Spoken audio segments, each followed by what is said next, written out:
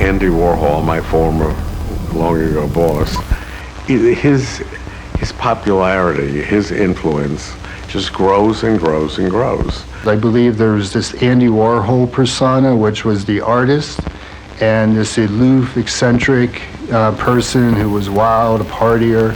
He was like a magnet. He did have this aura, and he drew young artists to him. يعني وورهول من أهم الفنانين اللي شاف المستقبل قبل الكل، وهذا الفنان كتير أثر علينا، خصوصا حدا مثلي بشغلي.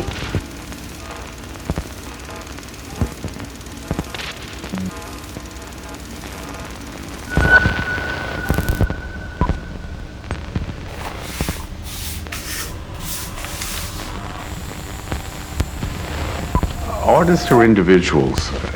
The better the artist, the more individualistic, I think.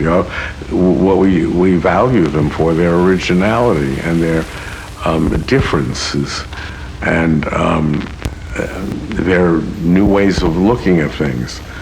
I think that's what my uncle was so great at, many things, but really redefining what we consider art and how we make art and how we see art. What he did was he rejected the separation of fine art from applied art, from mass culture. And he grew up at a time when America was becoming awash with advertising, newspaper graphics, television. It was all brand new. No one had seen anything like this before. And a lot of intellectuals rejected it as a form of mass consumerism. And they were also very suspicious of it because it was about capitalism, it was about selling stuff. This wasn't someone who woke up one day and became a famous artist. There was a path there that he took, and along that path there were many challenges, but he did not give up. He persevered and became very successful as a result. The other reason Andy's legacy is so strong is because he had such an incredible sense of public relations, of publicity, of fame itself. If fame is your subject, and if you also know how to make yourself more famous, you figured out the fame machine.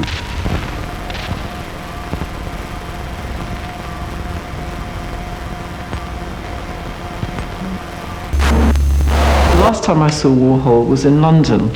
He had an exhibition at the Anthony D'Offet Gallery in Dering Street.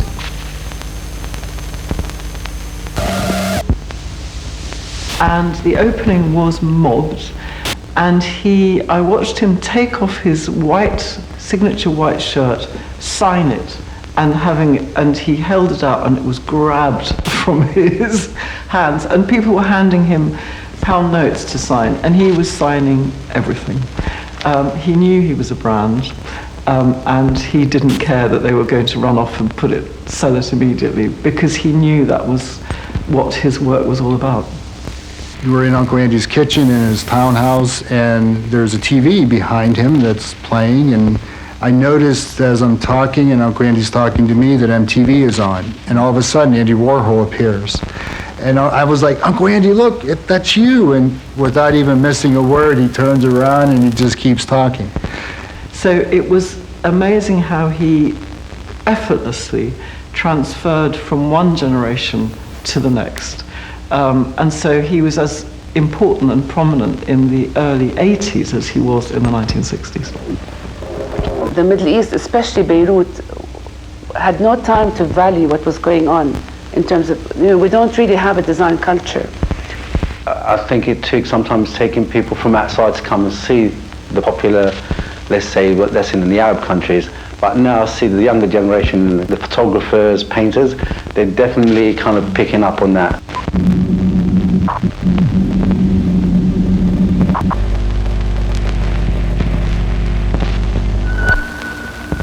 It was kind of exhilarating to be in Saudi Arabia at a time of such change and the beginning of a new openness.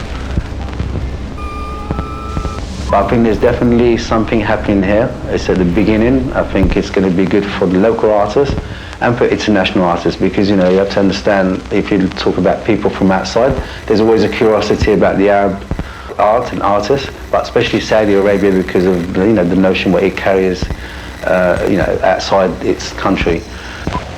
I think design and pop culture is very, very important in changing people's perception, repositioning things.